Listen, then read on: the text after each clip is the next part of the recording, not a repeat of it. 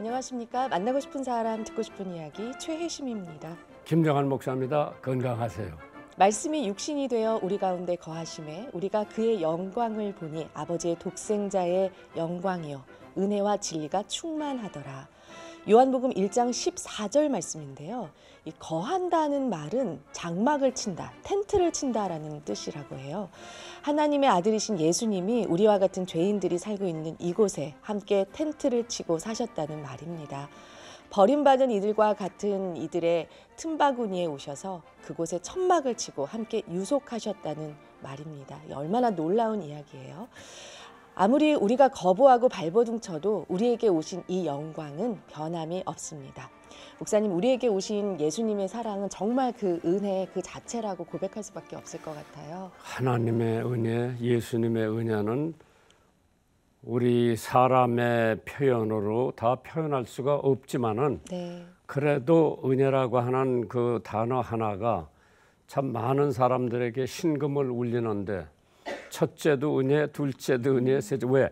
우리가 예수님이 해주신 그 선물을 받을 자격도 없지만은 그러나 모든 사람이 자기가 죄인이라는 걸 깨닫고 예수 그리스도를 영접하면 구원이라고 하는 큰 선물, 천국이라고 하는 큰 선물을 받는데 그걸 좀 사람들이 알았으면 좋겠어요. 네, 정말 그 은혜가 올해 2024년도에도 계속 이어졌으면 좋겠습니다.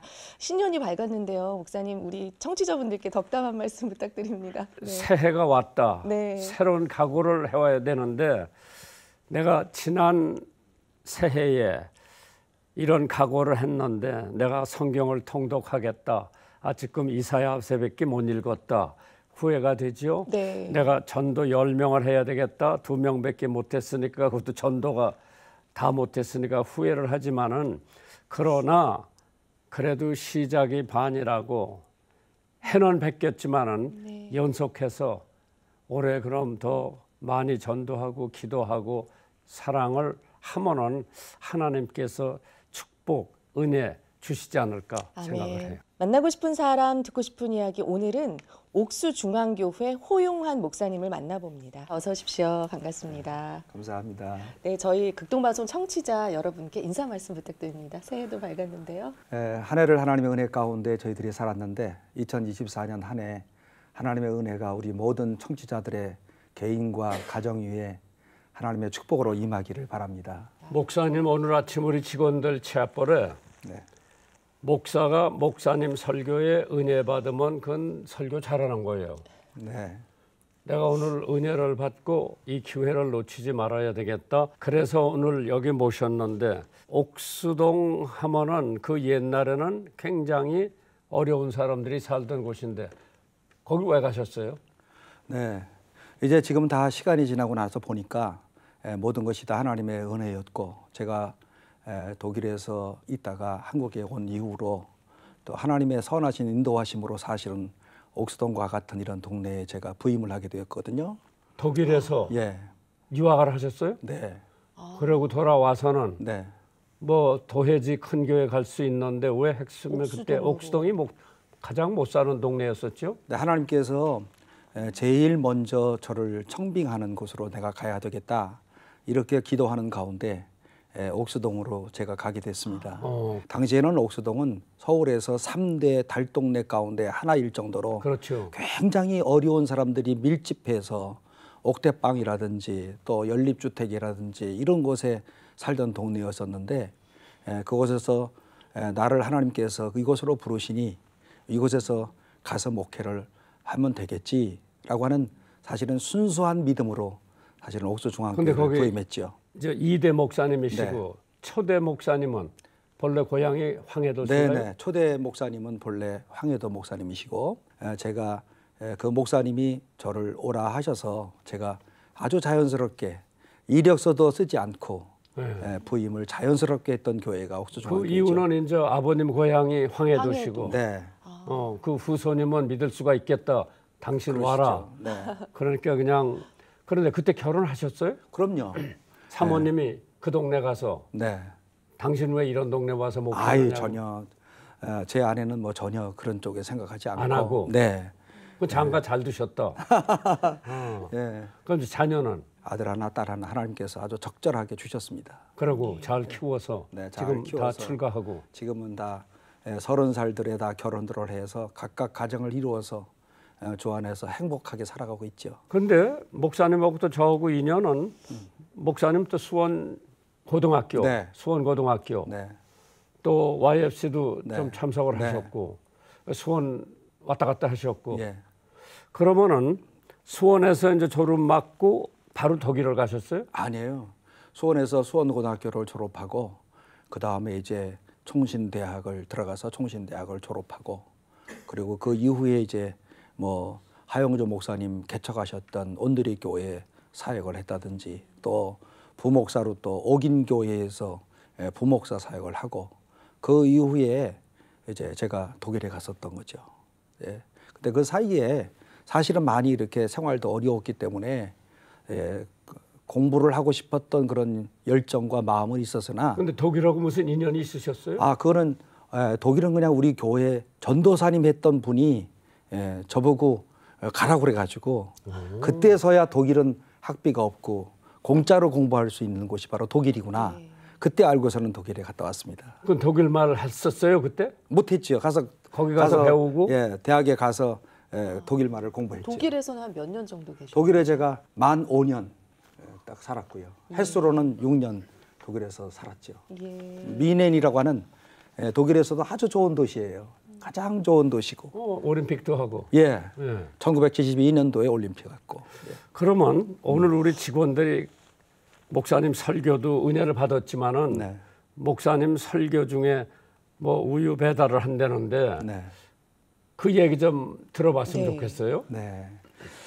제가 이제 옥수중앙교회 부임을 해서 거기에 처음으로 이제 시작했던 일들은 사실은 이제 부임하고 한 3개월쯤 돼서 어떤 권사님 한 분께서 저에게 개인적으로 2천만 원 주셨던 것을 중심으로 해서 제가 그 시간에 어떻게 2천만 원이라고 하는 큰 돈을 저에게 주셨을까?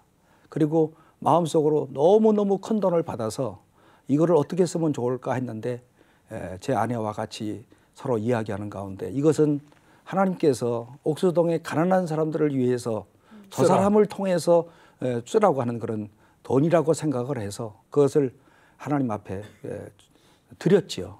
그런데 그것이 동기가 되어 가지고 주변의 모든 사람들의 마음을 감동시켰고 그리고 또 교인들의 그 어려운 사람들의 마음도 감동돼서 목사님 쓰시라고 이렇게 도서비로 주는 돈을 또 모았더니 또 그것도 한 1,350만 원 돼서 3,350만 원이 시드머니가 돼가지고 필요한 사람들한테 나눠주기를 시작하는데 그야말로 보리떡 5개와 물고기 2마리와 같은 이런 기적의 역사가 일어나가지고 나누어 주어도 나누어 주도 끝이지 아니하는. 그런데 뭘 나눠주셨어요? 예, 그들에게 필요한 모든 것으로 나누어줬죠.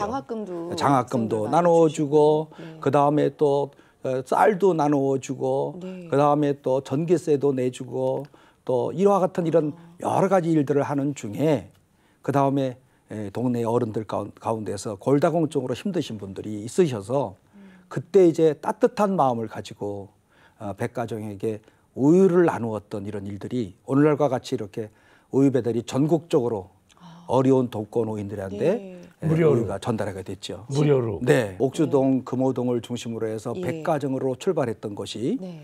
지금은 이제 서울시 25개 구 전체에 한 구마다 150가구씩 전체 3,200명에게 그리고 부산, 대전, 밀양, 또 장흥, 또 강원도 18개 시군 가운데 12개의 시군에게 우유를 매일마다 총 4,350가구에게 매일 우유가 전달되고 있어요. 예. 그러면 거기도 사람들이 있어서 나누어줘야 되잖아요. 네. 그건 어떻게 해요? 그거는 이제 우리가 그 매일 우유를 통해서 우유가 배달되어지는데 우유 배달원들이 이제 가서 바깥에 우유가 2개가 쌓였으면 그 안에서 변고가 일어난 줄 생각을 하고 구청이나 또 우리 교회로 연락을 하시면 그 안에 독거노인이 이제 고독사를 하셨다든지 그러면 이제 시신을 우리가 처리하게 되는 거죠. 그런데 제가 목사로서 참 감사하게 생각하는 것은 인간이 하나님의 형상을 따라 지음받은 존재인데 또 이렇게 생명을 존귀하게 여기는 이와 같은 일들을 또 우리가 하고 있는 거구나 하는 이런 영적 자부심도 느끼고 있어요. 근데 그 우유값은 목사님 교회에서 다 담당하라고. 그렇지 않습니다. 우유값은 이제 처음에는 이제 교회를 중심으로 시작을 했지만 이제 골드만삭스라든지 베드레 민족이라든지 이런 분들이 큰 돈을 기부한 다음부터는 제가 사단법인을 만들었어요. 네. 그래서 이유는 첫째 투명하게 하자. 예. 둘째 정직하게 하자. 그래서 교회의 재정과 분리를 해서 사단법인을 만들었거든요. 그게 2015년입니다. 우유를 배달한 것은 2003년에 출발을 해서 지금까지 20년이지만 2015년에 사단법인을 만들어서 이것을 가지고 거기서 재정을 따로 관리를 해서 이렇게 하다 보니까 믿는 사람이나 믿지 않는 사람들 모두가 후원자가 되어서 현재 2만 8천여 명의 전국의 후원자들을 갖고 있습니다. 예. 그러면 그 후원자 관리를 어떻게 해요? 네, 후원자 관리는 저희들이 특별하게 한 건 없고요. 이렇게 한 달에 한 번씩 뉴스레터를 이들에게 보내주셔서 우리가 당신이 낸 돈들은 이렇게 사용하고 있습니다. 이번 달에 몇십만 개의 우유를 고독 독거노인들한테 배달을 했습니다. 또 이 많은 돈들이 어떻게 쓰이고 있고 지금 얼마가 잔고로 남아 있습니다. 이렇게 뉴스레터를 보내면 그들 가운데 너무너무 감사하게 생각해서 도리어 우리한테 감사의 편지도 오시는 분들도 있고 그래서 뉴스레터를 통해서 이메일로 편지로 그 후원자들을 관리하고 있어요.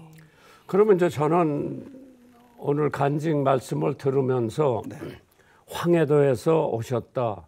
혹시 황해도에 있는 어려운 사람들도 만약 우유가 필요하다 하면은 거기서 보내주실 수 있나요? 아, 그럼요.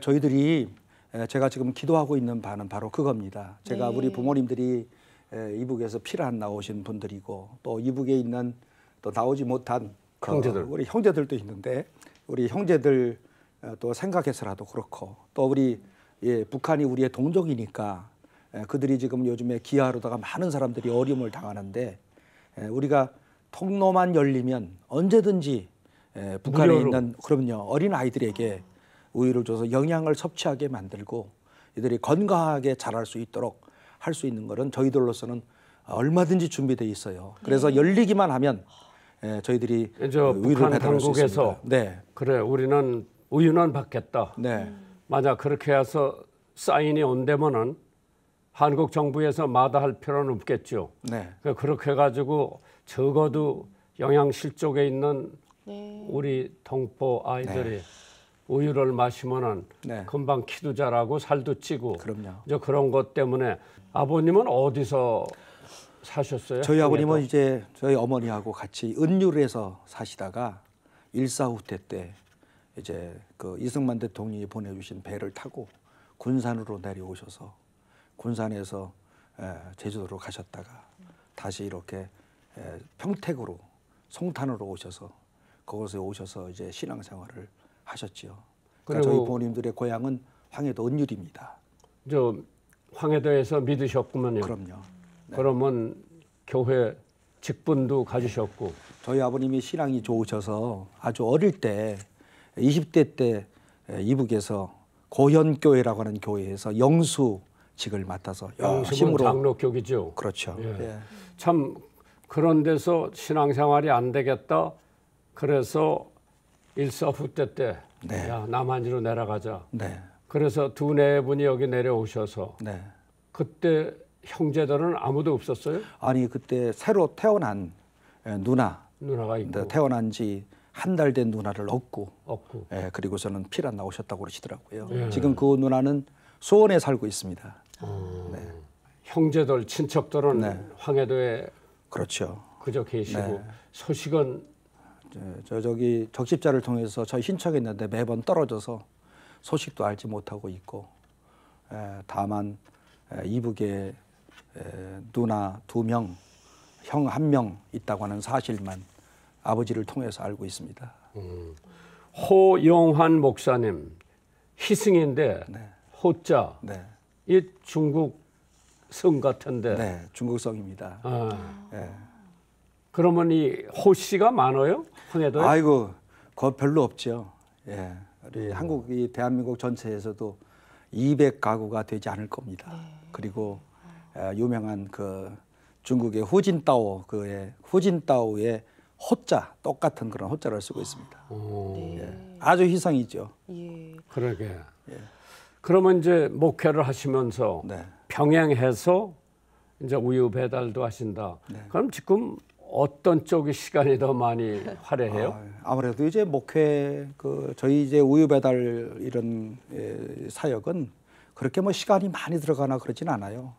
왜냐하면 이거는 후원자들이 들어오는 돈을 잘 플러스만 하면 되고 또 나가는 돈도 그냥 이렇게 또 우유값만 주면 되는 거니까 왜 그런가 하면은 저희들이 행정 직원들이 딱 재택근무하는 분 한 분만 계시기 때문에 실제로 제가 그렇게 크게 할 일은 없고요. 이렇게 우유값 관리하는 거 그리고 확장할 때 가서 협약식을 맺는 일 뭐 이런 일들 빼놓고는 제가 특별히 할 일 없고 원래 목사로 부름을 받았기 때문에 목회에 더 시간을 많이 두고 그러면 국무총리도 거기 다녀가셨다는데 네. 어떻게 알고 다녀가셨어요? 국무총리께서 이제 우리 교회가 우리 사단법인 어르신 안부를 묻는 우유 배달이 하는 이런 사역을 그 밑에 서기관들 또 비서관들을 통해서 들으시고 또 나름대로 이제 이번 가을에는 고독사 문제가 사회적인 문제니까 이 고독사를 방지하는 우유 배달을 좀 한번 내가 가서 또 우유를 한번 돌려봐야 되겠다 해서서 지난 9월 26일 날 국무총리께서 저희 우유 배달 사옥에 오셨어요. 그래서 한 30분간 같이 차를 마시면서 우리가 하는 일에 대해서 아주 좋게 생각을 하시고 그러시겠죠. 네, 그리고 총리께서 하셨던 말씀을 제가 잊지 못하는데 이게 정부가 해야 될 일들을 목사님이 하시네요. 저는 거기에서 굉장한 복음이 전해졌다고 믿어요. 정부가 해야 될 일을 목사가 한다? 이건 교회에 대한 아주 굉장한 그런 좋은 이미지를 만드시는 이런 계기가 되지 않았는가 생각하고 총리께서 직접 우유를 배달하셨어요. 저희가 우유를 배달하는 집 3개를 선정해서 비 오는 날 직접 같이 가셔가지고 그분들 만나시고 또 그다음에 위로해 주시고 같이 한번 또 포옹해 주시고 총리께서 너무 감동을 받으셔가지고 오셔서 아주 그 모든 직원들에게 우리 우유 배달하는 그런 일에 대해서 칭찬을 많이 하셨다는 후문을 제가 들었습니다. 그러면 갑자기 고독사가 한국의 사회 이슈로 그럼요. 등단이 되니까 이제 그 정부에서도 관심이 있는데 고독사 옛날에는 대가족 제도에 고독사라는 게 별로 없죠. 그렇죠. 네. 지금 이제 핵가족이 돼서 그렇죠. 네. 그러면 이걸 어떻게 방지를 할 것 같아요, 목사님? 그러니까 지금 이 고독사라는 것이 목사님 말씀하시는 것처럼 이제 1900년대 말에 일본에서 시작했던 그런 단어인데 우리나라는 2000년도 초반에 일본에서 쓰는 고독사라고 하는 단어를 그대로 가지고 와서 실질적으로 우리 사회에 이제 고독사가 사회적 문제가 돼서 이제는 3,371명의 78명의 사람들이 2021년 말 통계로 많은 사람들이 고독사를 하고 있어요. 그러니까 저도 이제 이 우유를 처음에는 영양 보충을 위해서 우유를 배달을 했는데 하다 보니까 이게 고독사 문제가 사회적인 문제가 돼서 이게 고독사를 방지할 수 있겠구나 하는 그런 생각을 하나님께서 지혜를 주신 거지요. 다른 분들은 제가 무슨 큰 이렇게 지혜가 있고 똑똑해서 이렇게 하는 것 같은데 사실 그런 건 아니고 저는 그저 목사로서 따뜻한 마음을 가지고 어떻게 하면 예수님의 사랑을 실천할까, 주님이 좋아하시는 일은 뭘까를 생각을 하면서 출발했던 일인데 사회적인 이러한 발전과 함께 고독사 문제가 돼서 우유를 통해서 바깥에 2개가 우유가 쌓이면 안에서 변고가 있는 고독사를 당했다 해서 이 고독사를 방지할 수 있겠구나 해서 했던 것이 믿는 사람이나 믿지 않는 사람이나 모두에게 마음에 감동을 준 거죠. 근데 목사님 말씀하시는 동안에 아까 고독사는 과부보다는 호래비가 더 많다. 네. 왜 그래요? 그건 제가 생각할 때는 그건 저의 생각인데요. 이제 엄마의 사랑, 아버지의 사랑이 각각 다른 것 같아요. 그렇죠. 엄마의 사랑은 항상 표현되어지고 뜨겁고 그리고 또 그 사랑이 너무 뜨거워서 자식들에게 궁금증을 갖고 있는데 호랍이 혼자 되신 아버지는 마음속에 있는 깊은 사랑이라고 표현할 수 있는데 연세가 점점 들어가면서 내가 이렇게 자식들에게 공부도 못 시켰구나, 돈도 못 줬구나, 내가 능력이 부족하구나 하시면서 스스로 정말 마음속에 고통을 느끼시면서 계시다가 당신이 혼자 연락도 못하고 내가 무슨 면목으로다가 자식에게 연락할까 하다가 그 다음에 홀로 스스로 돌아가시는 분들이 주로 남자 아버지 독거노인들이 그렇게 돌아가신다는 거죠. 이제 우리나라가 핵가족이 되니까 동방예의지국이라고 하는 것은 벌써 벗어났죠. 아이 그럼요. 지금 이제 목사님 말씀하시는 것처럼 대가족 제도가 해체되고 지금은 이제 핵가족이 돼서 특별히 이제 716만 세대가 전부 홀로 사시는 가족들이에요. 그리고 우리나라 총 세대 수의 33.4%가 현재 홀로 사시는 가구들이기 때문에 홀로 사는 가구 65세 이상만 말고도 30대 이상의 사람들이 많은 사람들이 혼자 살고 있어서 이제는 고독사가 연세 많은 분만 고독사하는 게 아니고 젊은 사람들도 고독사를 한다는 거죠. 근데 교회에서 대한민국의 교회가 수만 개가 되는데 목사님네 교회 같이 뭐 우유 배달 아닌 다른 거로 고독사를 막을 수 있다고 생각하는데 교회가 외면하고 있죠. 네, 교회가 그동안에 어떤 시설을 확충한다든지 그다음에 건축을 새롭게 한다든지 또 뭐 이렇게 외적인 선교를 많이 하신다든지 하는 좋은 면들을 많이 있었지만 저는 이제 제 마음속에는 그리스도의 따뜻한 사랑을 우리 동네에서부터 가뜩이나 제가 목회했던 지역은 아주 달동네였기 때문에 외국에 계시는 어떤 다른 나라에 눈을 돌리지 못하고 가까운 이런 이웃들에게 이렇게 너무너무 어려운 사람들이었기 때문에 이들에게 따뜻한 마음을 돌렸던 그런 시작이 오늘의 이렇게 우리 동네에 우리 사회에 우유를 배달하게 됐던 그런 동기가 되지 않았나. 옥수동 교회 호용환 목사님, 이 방송이 나가면은 이 방송을 듣고 있던 독거노인이든지 맹인, 교우가 있을 텐데 그런 사람들이 아우 나도 저 우유 좀 받았으면 좋겠는 어디다 연락해야 돼요? 그럼요. 이제 뭐 인터넷에서 사단법인 어르신의 안부를 묻는 우유 배달 치기만 하면 전화가 이렇게 딱 연결이 되기 때문에 우유 배달 어르신. 지금은 어르신의 안부를 묻는 우유 배달.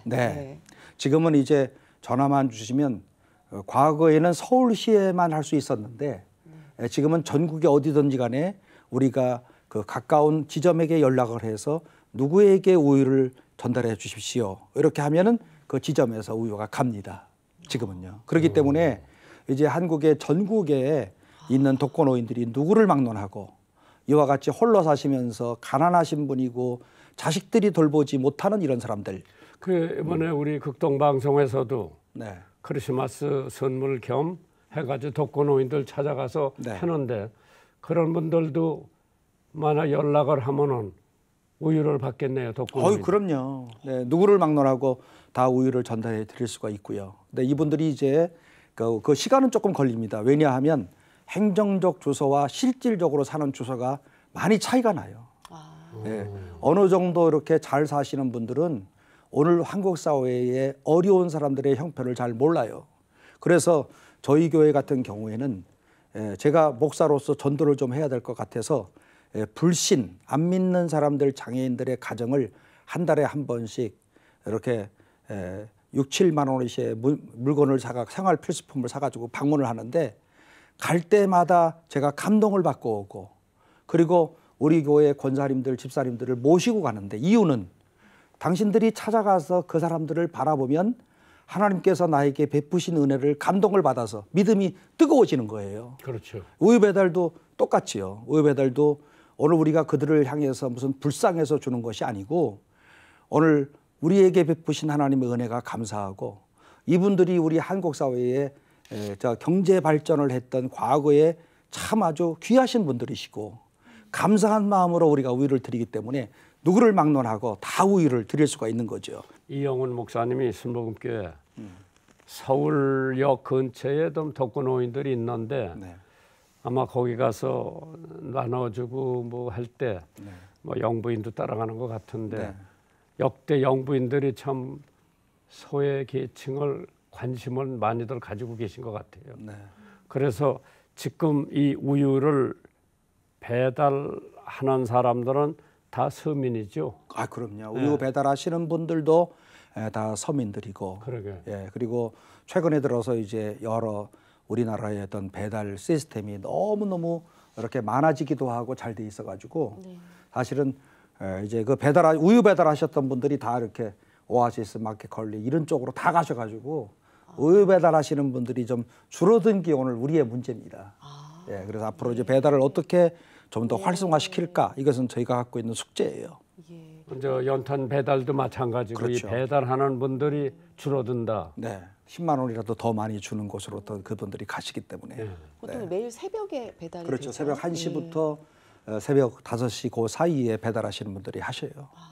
예, 그래서 노인들은 이제 새벽에 우유가 오는 그 소리를 들으시고 3시에 와도 나와서 가져가시고 5시에 와도 가져가시고 그분들의 삶을 우리가 아마 애환을 아마 이 카메라에 담는다면 참 아주 슬픈 이야기가 될 것 같아요. 어떻게 대한민국이 여기까지 왔어요? 이제 제가 생각할 때는 산업이 발전하면서 이제 양극화가 심해지게 되었고, 그리고 잘 사는 사람들은 너무 또 잘 살고, 또 유럽의 이제 그 독일 같은 나라들은 그래도 빈부격차가 심하지 않지만 이렇게 또 그 외에 또 뭐 몇몇 나라들은 빈부격차가 심하잖아요. 우리도 제가 생각할 때는 빠른 시간 내에 경제 발전이 오늘과 같은 이런 양극화를 만들지 않았나 이렇게 생각을 하고, 교회가 오늘과 같은 이런 가난한 사람들을 관심을 갖고 이들을 잘 살피면 부자들도 우리의 하는 일을 보고서 교회로 나오더라고요. 그래서 저희 교회 같은 경우는 이와 같은 일을 통해서 사람들이, 젊은이들이 우리 교회로 이렇게 인터넷을 보고 찾아 나오시는 분들이 많아서 최근에 우리 교회 젊은이들이 많아졌어요. 그리고 젊은이들이 많아지니까 유아부, 유치부가 많아졌어요. 그리고 이거는 요즘에 우리가 나가서 적극적으로 길거리에서 전도하는 것보다 훨씬 더 큰 열매라고 생각해요. 아니, 처남이 매달 금액을 이 우유 배달에 처음에 네. 시작을 해주셨다고. 헌금한다고 그러는데 네. 그건 장가를 잘 드셨네요. 처음 시작은 우리 처남께서 네. 그렇게 옥수동에 사는 어려운 사람들한테 나도 좀 이렇게 사회에서 돈을 벌었으니 나도 좀 나눠야 되는 거 아니냐. 그러니 나도 좀 할 수 있는 일이 있냐. 그래서 제가 그때 생각한 것이 우리 처남에게 그러면 처남이 우유를 좀 100가정만 좀 돈을 내세요.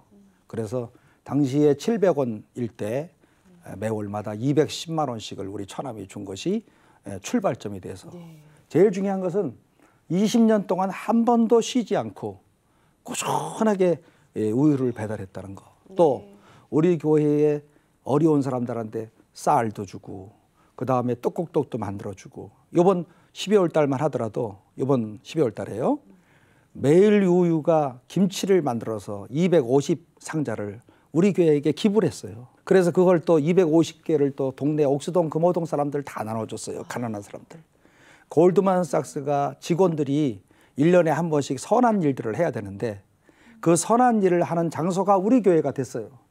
그래서 골드만삭스가 그 물건 사는 물건값을 대가지고 직원들 12명이 나와가지고 우리 동네의 어려운 사람들 다 이렇게 같이 찾아다니면서 위로해 줬어요. 그리고 또 우리 교회 또 배달의 민족도 같이. 그럼요. 배달의 민족은 우리 교회 집사님이셨고, 대표님이. 예, 대표. 그분이 이제 지금은 이제 배달의 민족 창업자죠. 네, 그분이 김봉진 집사가, 제가 그 사람이 어릴 때 가르쳤던 것처럼 불안, 나눔을 위한 하나님의 축복이다. 이렇게 늘 제가 가르쳤는데 이분이 부자가 되고 나서 이거를 실천하는 거죠.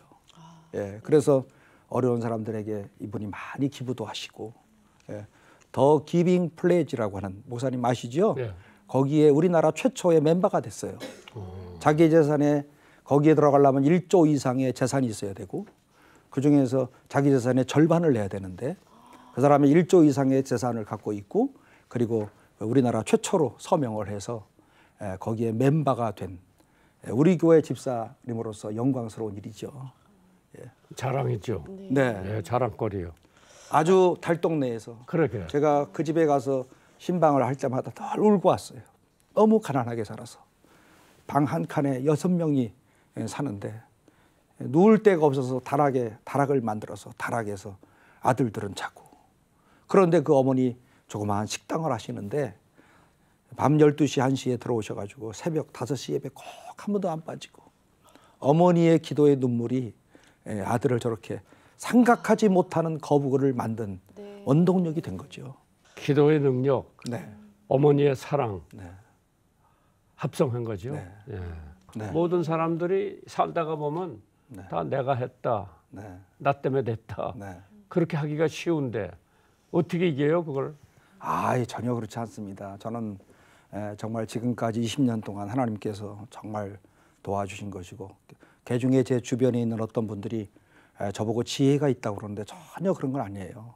정말 하나님의 정말 은혜였고 지금도 그런 마음으로 우유를 배달하고. 목사님 극동방송도 자주 애청하고 계시죠? 네, 극동방송 매일 뭐 틀어놓죠, 항상. 네, 저희 또 선한청지기 NGO, 저희도 어려운 이웃을 돌보는 또 네. 그런 또 NGO 단가 생겼는데요. 또 나중에 같이 협력해서 여러 가지 일을 할 수 있을 것 같습니다. 근데 허 목사님 말이에요. 네.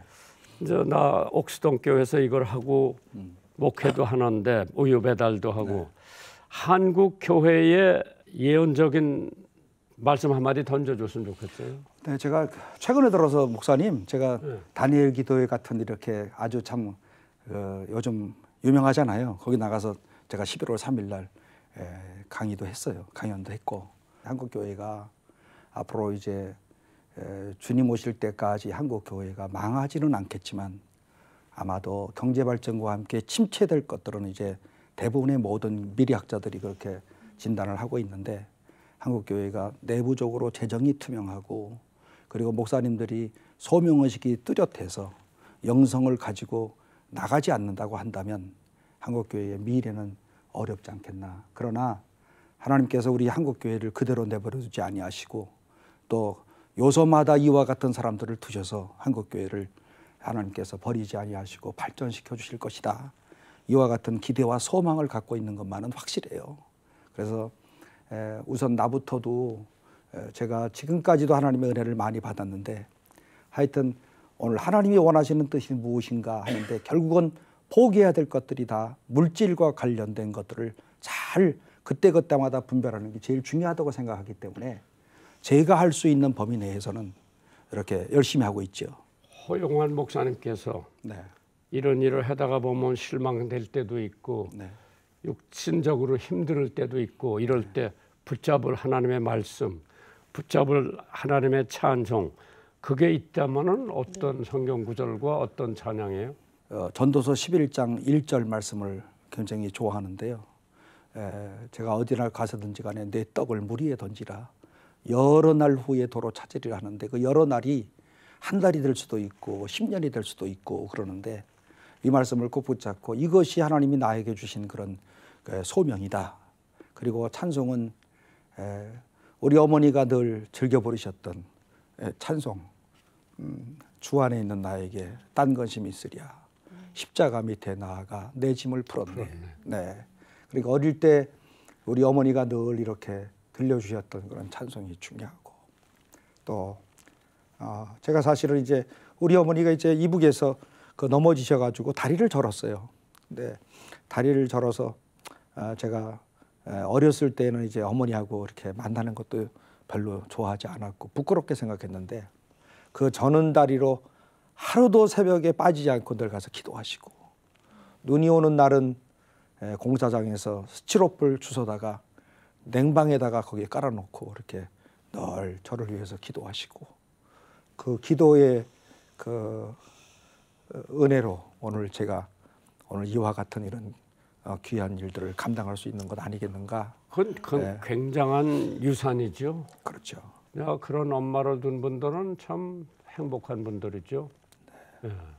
어머니의 기도 끊임없이 우리들을 따라다니고 또 우리들이 실수하지 않도록 늘 성령께서 인도해 주시고 마지막으로 우리 극동방송 청취자들에게 목사님이 당부하고 싶은 말씀이 있다면은 뭐예요?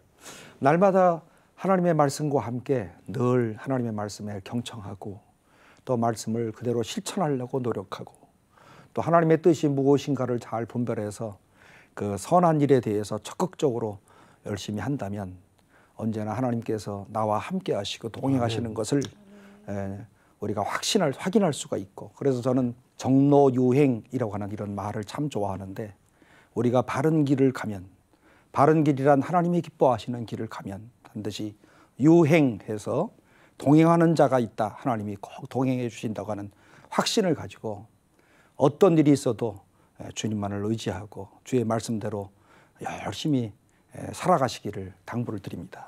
뭐 신년에 그보다 더 귀한 말씀은 없는 것 같아요. 네. 오늘 제가 갑자기 모시게 돼서 영광인 동시에 죄송해요. 아유, 제가 너무너무 이렇게 평소에 늘 존경하고 멀리서만 뵙던 우리 김 목사님을 가까이에서 이렇게 인터뷰까지 해주셔서 너무 감사하고, 오늘 이후에 더 극동방송과 김 목사님을 위해서 더욱 열심히 기도하겠습니다. 감사합니다. 네, 오늘은 어르신의 안부를 묻는 우유 배달 또 이사장이시고요. 옥수중앙교회 담임 목사님이신 호용환 목사님과 함께한 시간이었습니다. 감사합니다. 네. 안녕히 가십시오. 감사합니다. 한 주간도 주님 안에서 평안하시길 바랍니다. 저희는 다음 주 이 시간에 다시 찾아뵙겠습니다.